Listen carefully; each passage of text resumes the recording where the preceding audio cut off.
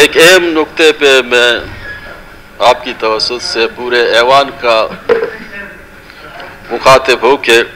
اس مسئلے پہ وقتاً فوقتاً اس ایوان میں بحث بھی ہوئی ہے اور قرارداد بھی پیش کیے گئے ہیں، لیکن بقول ایک فلاسفر کے جہاں عدل اور انصاف ہوگا تو وہاں چلانے کی کوئی ضرورت نہیں ہے، اور بلند و بانگ آواز سے کوئی چلانے کی ضرورت نہیں ہے۔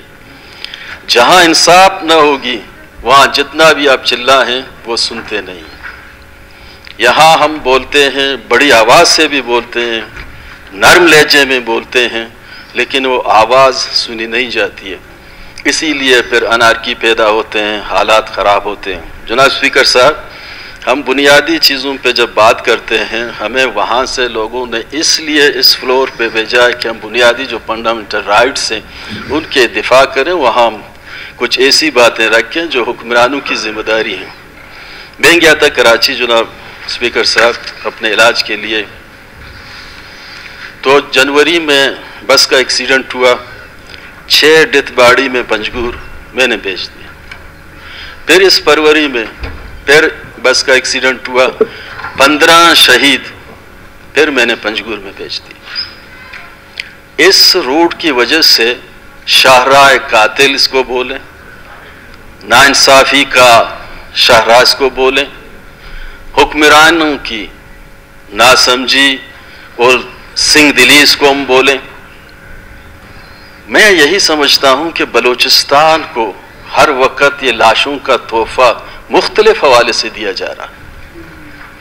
ہمیں انسان ہی نہیں سمجھ رہے ہیں۔ ہم کب تک یہ لاشوں کی گنتی کریں تک کہ ان کی سنچری وہ پورا ہو جائے، اس کے بعد یہ کام شروع کریں گے؟ ملک ایک ہی ہے،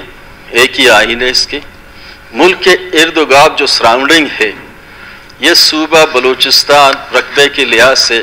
کوئی شک نہیں ہے کہ اس ملک کا سب سے بڑا صوبہ ہے، یہاں کے شاہراہیں زیادہ ہیں،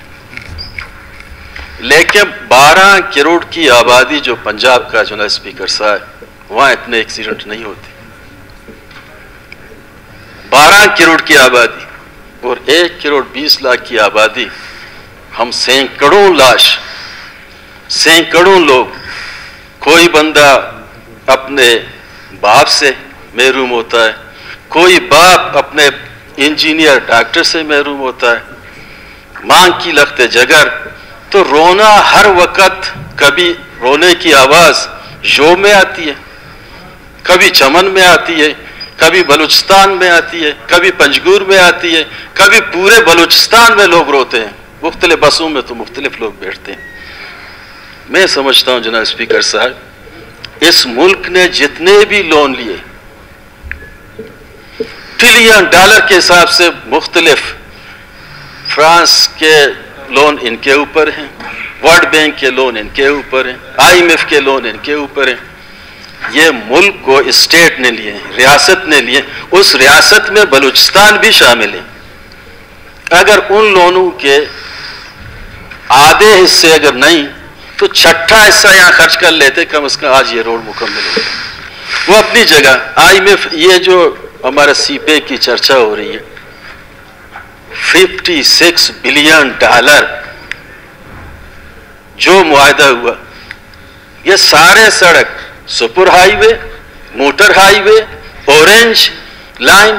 تو یہاں کیوں نہیں بن رہے ہیں؟ تو جناب اسپیکر صاحب، میں اخباری نمائندے بھی اوپر بیٹھے ہوئے، آپ کی توسط سے جناب عمران خان کو کہتا ہوں کہ آخر میں یہ اچھا کام تو آپ کریں، باقی کر نہیں سکتے ہیں۔ تھینک یو جناب اسپیکر جی، شکریہ ریز کیا، جو جس چیز کا نشاندہی کیا، واقعی اس کی بہت زیادہ ضرورت ہے، اور پرائم منسٹر نے بارہا اس پہ اعلان بھی کیا کہ ہم اس روڈ کو موٹر وے اور وہ نہیں بنائیں، لیکن کم از کم دو طرفہ اس کا روڈ کو ہم بہتر کریں گے۔ واقعی ہمارے بہت قیمتی جانیں اس میں ہم سے جدا ہو گئے، اور بہت افسوسناک واقعہ بھی پیش ہوا ہے۔ آپ نے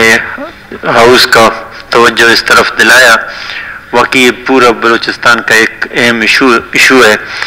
اور ہم پرائم منسٹر صاحب کو بھی ریکویسٹ کریں گے اور کوشش کریں گے ملاقات بھی کریں اور میڈیا کے تھرو بھی اس کے گوش گزار کرائیں کہ یہ روڈوں کو مہربانی کر کے سپر ہائی وے اس طرح ہر جگہ موٹر وے بن رہے ہیں اور ہر چیزیں اعلان ہو رہے ہیں تو بلوچستان کی طرف سے اور یہ بلوچستان کا کوئٹہ اور کراچی کا روڈ ہے اور باقی روڈ ہیں ان کو مہربانی کر کے ہائی وے جی ٹی روڈ تو کم از کم اتنے ایسے بنا دیں کم از کم ہمارے جو لوگوں کی زندگی ہے وہ ہم سے جدا نہیں ہو جائیں. کیا پتہ کل روڈ پہ ہم لوگ جا رہے ہیں کوئی بھی جا سکتا ہے اس راستے میں کوئی کسی کو یقین نہیں ہے کہ وہ جائے اور وہ منزل تک پہنچے.